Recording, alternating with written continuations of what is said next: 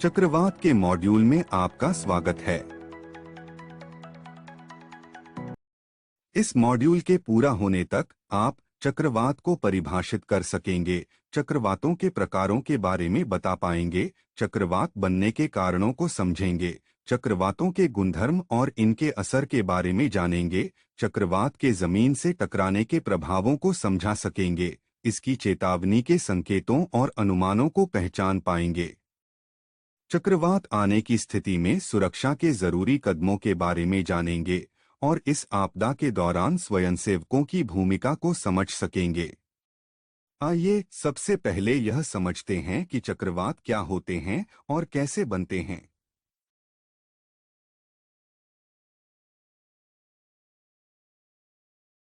चक्रवात एक विशाल वायुराशि होती है जो कम वायुमंडलीय दाब वाले केंद्र के चारों ओर चक्कर लगाती है।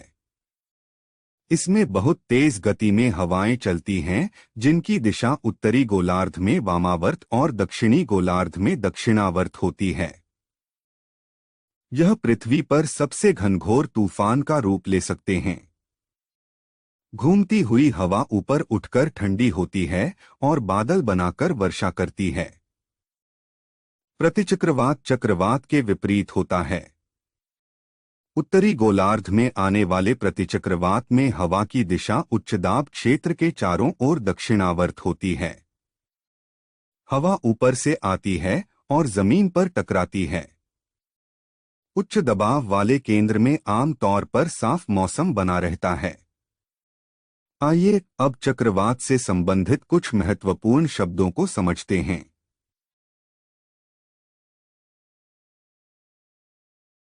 चक्रवात के बारे में बात करते हुए चक्रवात का केंद्र और वाताग्र शब्दों को समझना जरूरी है। चक्रवात का केंद्र या आई ऑफ द साइक्लोन एक कम दबाव वाला क्षेत्र होता है, जहां वायुदाब अपने आसपास के क्षेत्र की तुलना में सबसे कम होता है। वाताग्र उस सीमा को कहते हैं जहां गर्म और ठंडी वायुराशियां एक दूसरे से मिलती हैं। आइए अब अलग अलग प्रकार के चक्रवातों को समझते हैं।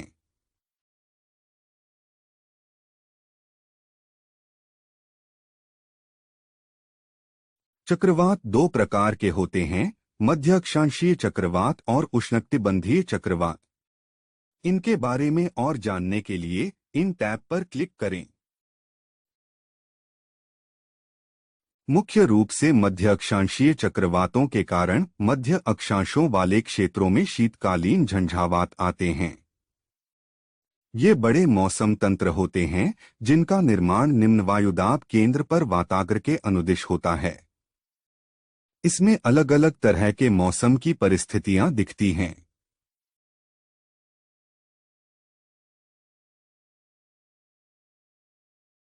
उष्णकटिबंधीय चक्रवातों को हरिकेन भी कहा जाता है। ये बड़े विनाशकारी तूफान होते हैं। इनमें हवाएं गर्म महासागरीय जलधाराओं के ऊपर निम्न दाब वाले केंद्र के चारों ओर तेज गति से चक्कर लगाती हैं। उष्णकटिबंधीय चक्रवातों को कई नामों से पुकारा जाता है। इन्हें उत्तरी अटलांटिक और पूर्वी प्रशांत महासागरों के आसपास के क्षेत्रों में हरिकेन, पश्चिमी प्रशांत महासागरीय में टाइफून, हिंद महासागर में ट्रॉपिकल साइक्लोन या उष्णकटिबंधीय चक्रवात और ऑस्ट्रेलिया महाद्वीप के आसपास विली विली कहा जाता है।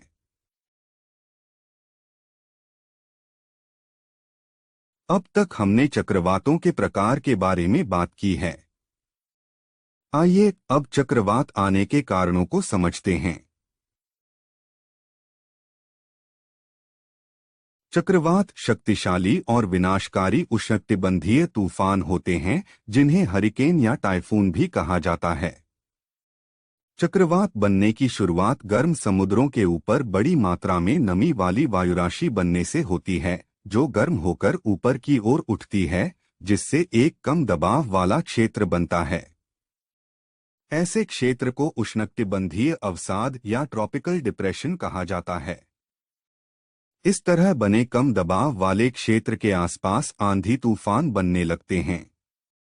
और अगर तापमान 28 डिग्री सेल्सियस से ज्यादा हो जाए तो हवा कम दबाव वाले क्षेत्र के चारों ओर वामावर्त दिशा में घूमने लगती है। इससे जलवाष्प संघनित हो जाती है और गुप्त ऊष्मा से ऊर्जा निकलने लगती है। हरिकेन तेज गति वाली हवाओं और भारी वर्षा वाले विशालकाय तूफान होते हैं। तूफान से बवंडर पैदा हो सकते हैं जो एक दिन में 800 किलोमीटर तक की दूरी तय करने में सक्षम होते हैं। जमीन से टकराने पर तूफान अपनी ऊर्जा और गति खो देते हैं। हालांकि यह एकदम से नहीं होता है। चक्रवातों की वजह से बनने वाली पानी की बड़ी लहरों, बाढ़, तीव्र गति की हवाओं, बवंडर और बिजली गिरने से भारी नुकसान होने की संभावना होती है।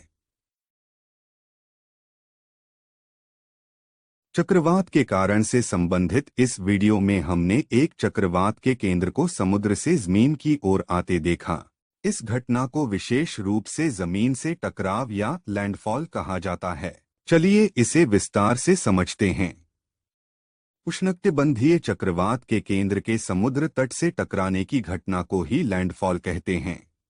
इसे ऐसे भी कहा जा सकता है कि लैंडफॉल की घटना के दौरान चक्रवात का केंद्र पानी से आगे बढ़ते हुए जमीन की ओर आ जाता है। इसका मतलब उस क्षेत्र में चक्रवात का जमीन से टकराना या आना नहीं होता है। चक्रवात लैंडफॉल से घंटों पहले ही आ जाता है, जिससे उस क्षेत्र में वर्षा के साथ धूल भरी आंधियां चलने लगती हैं। लैंडफॉल की घटना की वजह से अक्सर तेज हवाएं, मूसलाधार बारिश, प्रभावित इलाके में समुद्र का जलस्तर बढ़ने आदि जैसी मुश्किलें भी पैदा हो जाती है, जो आसपास के इलाकों में रहने वाले लोगों के लिए भी खतरनाक हो सकती हैं। हरिकेन या चक्रवात जमीन से टकराने पर अपनी ऊर्जा और गति खोने लगते हैं। ऐसा इसलिए होता है क्योंकि उन्हें समुद्र के गर्म पानी से ऊर्जा मिलनी बंद हो जाती है। हालांकि ऐसा होने में समय लगता है। हमने देखा है कि चक्रवात कितने विनाशकारी हो सकते हैं और इससे जानमाल की बहुत बड़ी हानि हो सकती है। इस मामले में समय पर चेतावनी मिलने से उस इलाके के लोगों को अपनी सुरक्षा के लिए जरूरी कदम उठाने और सावधान रहते हुए चोट या मृत्यु की संभावना को कम करने में मदद मिलती है। चलिए अब चेतावनी मिलने के चरणों को देखें। चक्रवात आने के बारे में राज्य सरकार के अधिकारियों को 4 चरणों में चेतावनी जारी की जाती है। ये इस प्रकार हैं: चक्रवात आने से पहले की निगरानी, चक्रवात की सूचना, चक्रवात आने की चेतावनी और चक्रवात के जमीन से टकराने के बाद की निगरानी। इनके बारे में और जानने के लिए अपने पॉइंटर को हर एक चरण पर ले जाएं।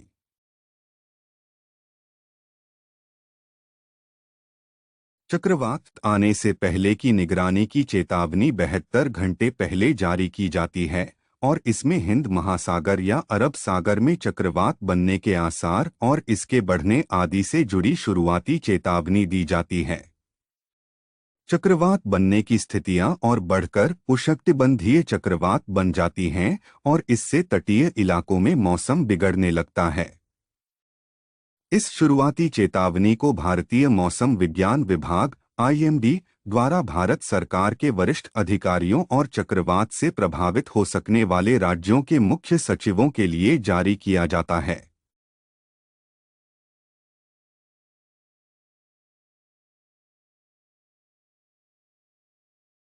चक्रवात की सूचना का कलर कोड पीला होता है और इसे चक्रवात आने के अनुमानित समय से 48 घंटे पहले जारी किया जाता है।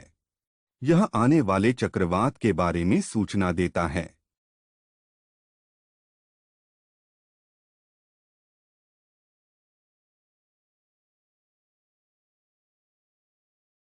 चक्रवात की चेतावनी का कलर कोड नारंगी होता है। यह चक्रवात आने के अनुमानित समय से 24 घंटे पहले जारी की जाती है।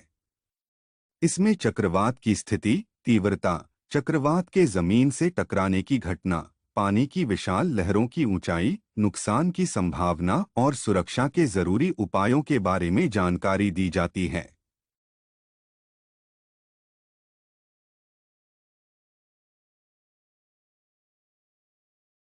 चक्रवात के जमीन से टकराने के बाद की निगरानी का कलर कोड लाल होता है और इसे लैंडफॉल के समय के अनुमान से 12 घंटे पहले जारी किया जाता है। इसमें चक्रवात की दिशा, मौसम और अंदरूनी स्थितियों के अनुमान आदि की जानकारी दी जाती है।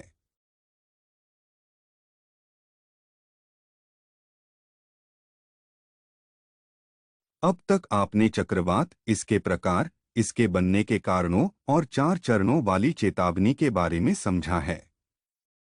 चलिए अब इस विषय में आपकी समझ को परखने के लिए एक गतिविधि करते हैं। यहाँ दिए गए हर एक शब्द को उसकी परिभाषा से जोड़ें।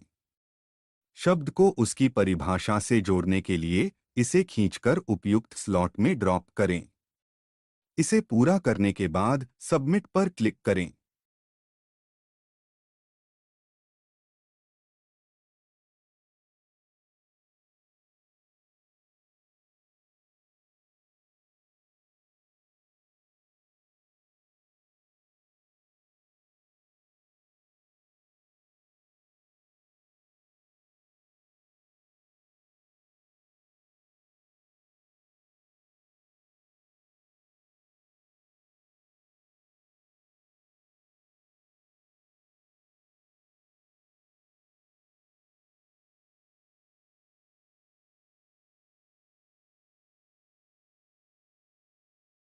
आइए अब उन आवश्यक कार्रवाइयों पर नजर डालें जिन्हें चक्रवात के खतरे की स्थिति में उठाए जाने की आवश्यकता है।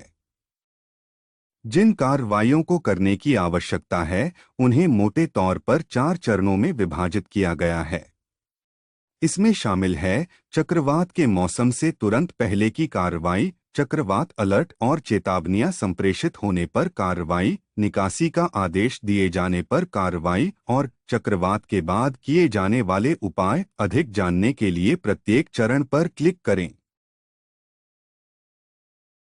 चक्रवात के आने से पहले इन निर्देशों का पालन करें।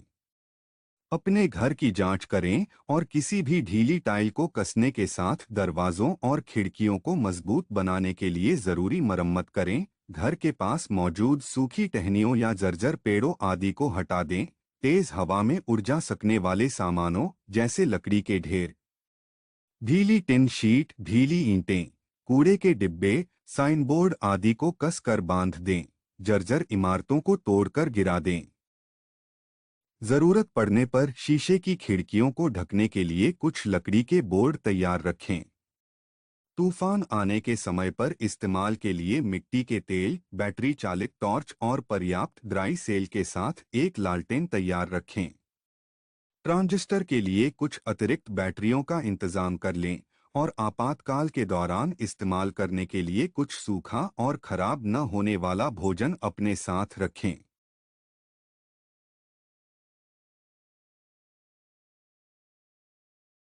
आइए अब चक्रवातों की सूचना और चेतावनियां मिलने पर जरूरी उपायों के बारे में जानते हैं।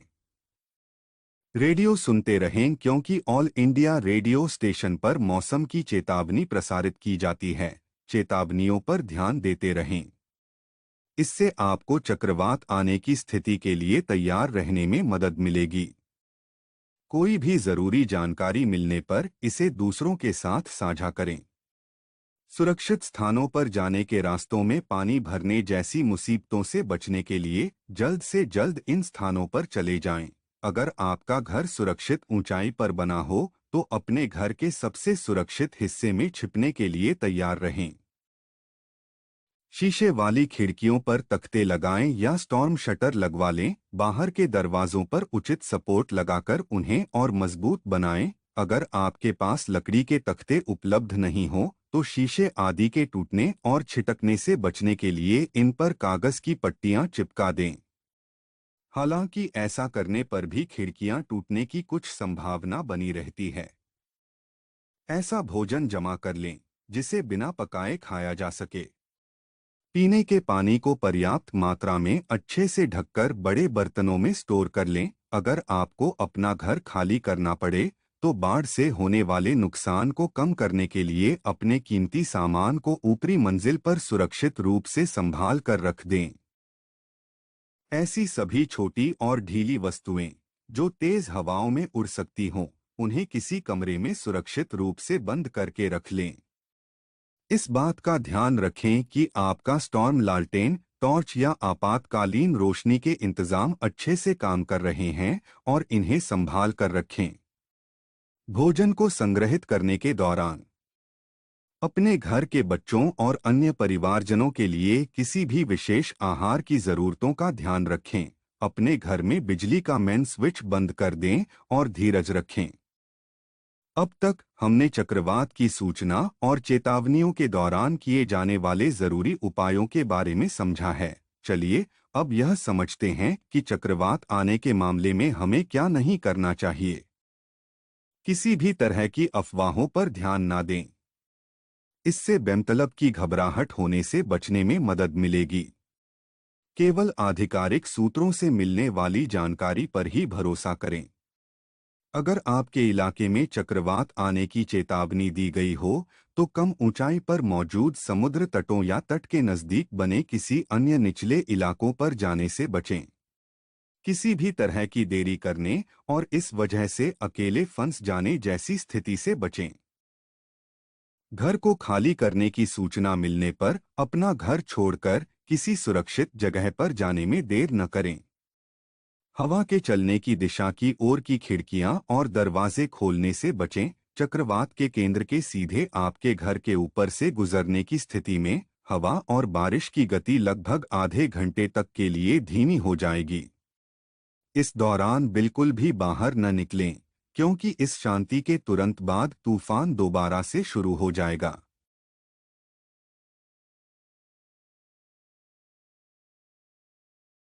घर खाली करने के आदेश मिलने पर इन निर्देशों का पालन करें। अपने और अपने परिवार के लिए कुछ दिनों तक का जरूरत का सामान पैक करें। इनमें घर के शिशुओं और बच्चों या बुजुर्गों के लिए दवाएं और कोई विशेष भोजन आदि जरूर शामिल करें। अपने इलाके के लिए निर्धारित किए गए सुरक्षित ठिकानों या बचकर बाहर निकलने के ठिकानों पर पहुंचें। घर छोड़ने के दौरान अपनी संपत्ति के बारे में ज्यादा फिक्र न करें और सुरक्षित ठिकानों पर पहुंचकर उस स्थान के प्रभारी अधिकारी के निर्देशों का पालन करें और तब तक आश्रय में सुरक्षित रहें जब तक कि आपको इसे छोड़ने के बारे में सूचित न किया जाए।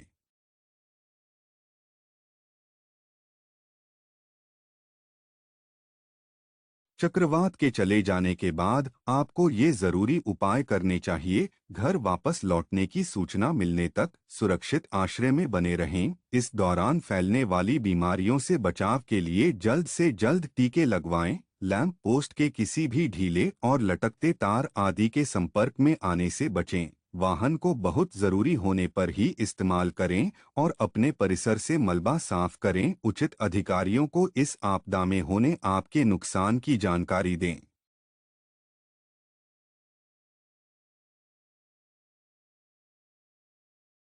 अब आइए चक्रवात की आपदा के दौरान स्वयंसेवकों की भूमिका के बारे में समझते हैं। स्वयंसेवक स्वच्छ पेयजल और जल्दी खराब ना होने वाले भोजन के वितरण में जरूरी योगदान दे सकते हैं। वे जगह जगह पर गिरे हुए पेड़ों और अन्य मलबे को हटाने में मदद कर सकते हैं। वे घरों से मलबा आदि हटाने और ध्वस्त घरों और दुकानों की सफाई करने में मदद कर सकते हैं। स्वयंसेवक आम जनता तक बुनियादी सुविधाओं को पहुंचाने में सरकारी विभागों की मदद कर सकते हैं और राहत शिविर में भी अपनी सेवाएं दे सकते हैं। इसी के साथ हम इस मॉड्यूल को पूरा करने के पड़ाव पर आ गए हैं। आइए यहाँ पर इस मॉड्यूल में बताई गई बहुत जरूरी बातों को दोहरा लेते हैं। चक्रवात एक विशाल वायुराशि होती है जो कम वायुमंडलीय दाब वाले केंद्र के चारों ओर चक्कर लगाती है। मुख्य रूप से चक्रवात दो प्रकार के होते हैं। मध्य अक्षांशीय चक्रवात, जो अलग अलग मौसम की स्थितियों के होने पर कम वायु दाब वाले केंद्र पर वाताग्र के अनुदिश बनते हैं, और उष्णकटिबंधीय चक्रवात, जो समुद्र में कम दबाव वाले केंद्र के आसपास गर्म पानी की वजह से बनते हैं। जब कोई चक्रवात का केंद्र जमीन से टकराता है तो इससे तेज हवाएं, भारी वर्षा, तूफान आने और बुनियादी ढांचों और संपत्ति को भारी नुकसान और तबाही होने की संभावना बन सकती है। राज्य सरकार के अधिकारियों को चक्रवात की चेतावनी 4 चरणों में जारी की जाती है। चक्रवात आने से पहले की निगरानी, चक्रवात की सूचना, चक्रवात आने की चेतावनी और चक्रवात के जमीन से टकराने के बाद की निगरानी।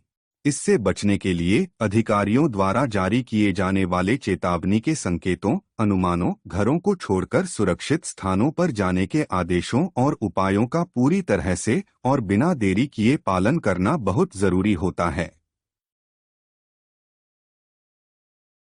अब इस विषय के बारे में आपकी समझ को परखने का समय है। यह एक मूल्यांकन अभ्यास है। हर सवाल के लिए समान अंक तय किए गए हैं। टेस्ट में सफल होने के लिए कम से कम 60% अंक लाना जरूरी है। सवालों को ध्यान से पढ़ें और उचित विकल्पों को चुनें।